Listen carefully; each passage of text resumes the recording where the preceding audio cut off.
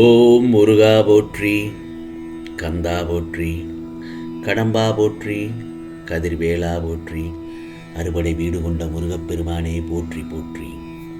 இன்னும் 3 நாளில், அதாவது 14/1 தைத்திங்கள் முதல் நாள் அன்று நீ எதிர்பாராத மகிழ்ச்சியான செய்தி உன்னை தேடி வரும்.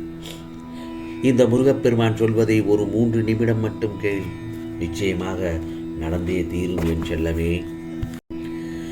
உனது வாழ்க்கையில் நீ ஜெயிக்க வேண்டும். அதற்கான வழிகள் என்னவோ அதை மட்டுமே தான் நீ தொடர வேண்டும், வழிவகுக்க வேண்டும். உனது வெற்றிக்கு இந்த முருகப்பெருமானின் பங்கு அதிகமாகவே இருக்கும். உனது வெற்றிகளை விதி என்னும் கதவு மூடினால் நம்பிக்கை என்னும் சாவி அந்த கதவை திறக்கும். புரிகிறதா? அதனால் நம்பிக்கையை மட்டும் எந்த தருணத்திலும் இழந்துவிட வேண்டாம். நீ மற்றவர்களால் தூக்கி எறியப்படும் சந்தர்ப்பங்களில்தான் உன்னை நீயே வள்ளலாக கொள்ளும் உத்வேகம் உனக்குள் கிடைக்கும். அதனால் மற்றவர்கள் நம்மை இழிவாக பேசுகின்றார்களே என்று கவலைப்பட வேண்டாம்.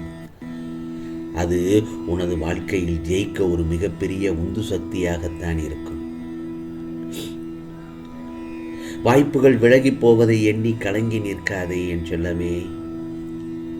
என்னால் நம்பிக்கையே என்று எண்ணி தொடர்ந்து விடாமுயற்சி செய்து கொண்டே இரு.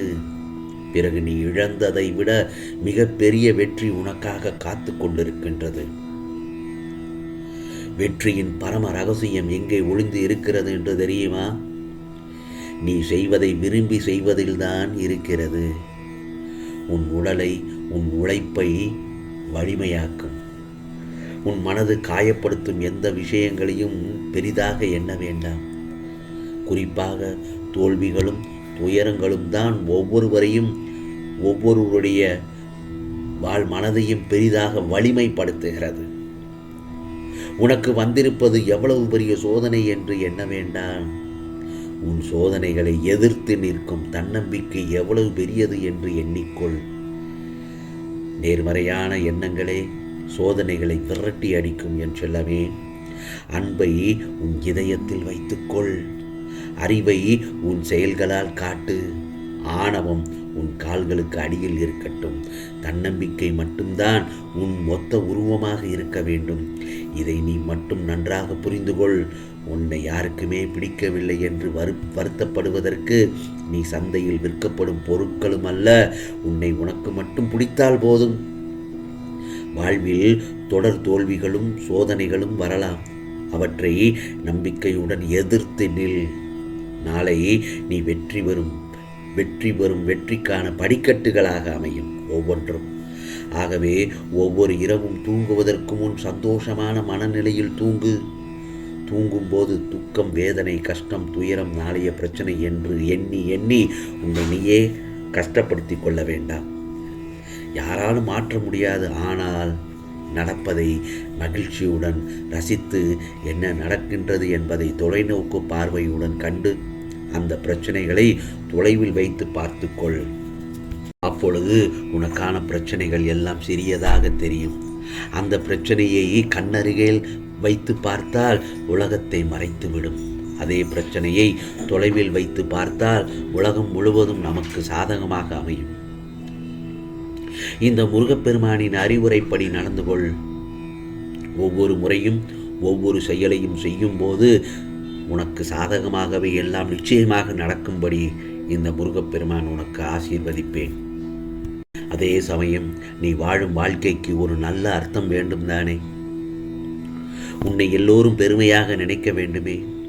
உன்னை விட்டு போனவர்கள் மீண்டும் உன்னிடம் வந்து சேர வேண்டும் அல்லவா? இது அனைத்தும் விரைவில் நிறைவேறப் போகிறது.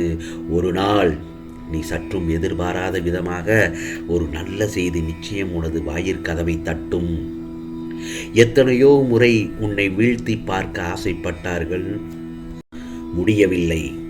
இழிவாக பொய்யுரைக்க ஆசைப்பட்டார்கள், அதுவும் முடியவில்லை. உனக்கு பல ஆபத்துக்களை உண்டாக்க நினைத்தும் முடியவில்லை. இதற்கு என்ன காரணம் தெரியுமா? உன் கர்ம பலன்களே. நான் உன்னுடனே இருப்பதை மறந்து இது போன்ற செயல்களில் ஈடுபட முயற்சி செய்கிறார்கள். எனது அனுமதியின்றி என் செல்லப்பிள்ளை, உன்னை யாராவது தொட முடியுமா? இதை யார்தான் செய்வது? ஏன்? என்ன காரணம்? வேறும் யாரும் இல்லை. உன்னை நல்லவர்களை தவிர மற்றவர்களுக்கும் நீ இடம் கொடுத்திருக்கிறாய். இதை தவிர உனக்கு நம்பிக்கை இல்லை. எதிலுமே முதலில் உன்னை மாற்றிக்கொள்ள பழகிக்கொள். பிறகு நடக்கப் போவதைக் கண்டு நீயே ஆச்சரியமாக பார்ப்பாய். எப்போது உன் காலடி இந்த முருகப்பெருமானின் ஆலயத்தில் படுகிறதோ அந்த கணமே உனது கர்ம பலன்கள் விலகி உன் கஷ்டங்கள் அனைத்தும் உன்னை விட்டு ஓடி ஒழியும். நான் இருக்கிறேன், கவலைப்படாதே. நீ எதையோ மனதில் யோசித்தபடியே எந்த நேரத்திலும் அந்த யோசனையிலேயே இருக்கிறாய். ஏன்? வாழ்க்கையில் வருவதை அனுபவித்து வாழ வேண்டுமே தவிர தேவையற்ற குழப்பங்களை மனதில் சுமந்து கொண்டு தேவையில்லாமல் யோசித்துக் கொண்டிருப்பதை தவிர்த்து கிடைத்திருக்கும் இந்த வாழ்க்கையை எப்படி போராடி ஜெயிப்பது என்று இதை பற்றி மட்டுமே யோசித்து வாழ்க்கையில் வரும் மேடு பள்ளத்தை கடந்து எப்படி மீண்டு வருவது, இதை பற்றியும் யோசித்து வாழ்க்கையில் வரும் இன்னல்களை எதிர்த்து வாழ வேண்டும். நான் சொல்வதை சற்று பொறுமையாக கேள் என் செல்லமே. ஏனென்றால் நான் சொல்வது அருள் வாக்கல்ல, தெய்வ வாக்கு. விதிக்கப்பட்ட விதி யாராக இருந்தாலும் அனுபவித்ததை அனுபவித்துதான் ஆக வேண்டும். நான் உன்னை அதிலிருந்து பாதுகாத்து வழி நடத்தி அழைத்துச் செல்வேன்.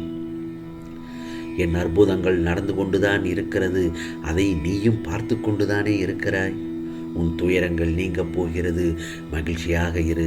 எதற்காகவும் எந்த ஒரு சூழ்நிலையிலும் மனம் தளர்ந்து விட வேண்டாம்.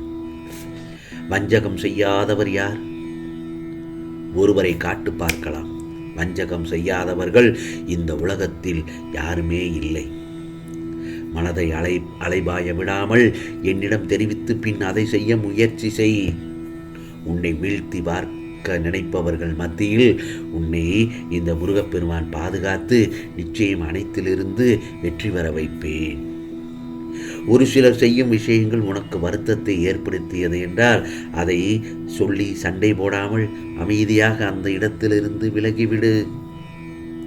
கலங்கிய கண்களோடு உன் வேண்டுதல்களுக்கான பதிலை எதிர்பார்த்து காத்து கொண்டிருக்கிறாய். இதோ இந்த முருகப்பெருமான் ஆசீர்வதித்து விட்டேன் என் செல்லவே. அனைத்தும் சரியாகிவிடும். என்னை தீர்க்கமாக நம்பு. நான் சொல்லும் வழிகளில்தான் நீ செல்கிறாய். நிழலுக்கும் நிஜத்துக்கும் உள்ள வேறுபாட்டை அறிய ஆரம்பித்து விட்டாய் நீ. இனி எல்லாம் சுபம்தான். உன் வாழ்வில், உனக்கான வாழ்வில் முடியும் என்று சொல்லிக்கொண்டே போராடு. நிச்சயம் நீ ஜெயிப்பாய். உனது கடமையை மட்டும் செய். நிச்சயமாக உனக்கானதை இந்த முருகப்பெருமான் அருள்பாலிப்பேன், அள்ளி தருவேன். இது முருகப்பெருமானின் அருள் வாக்கு. ஓம் சரவண பவ. ஓம் சரவண பவ. ஓம் சரவண பவ.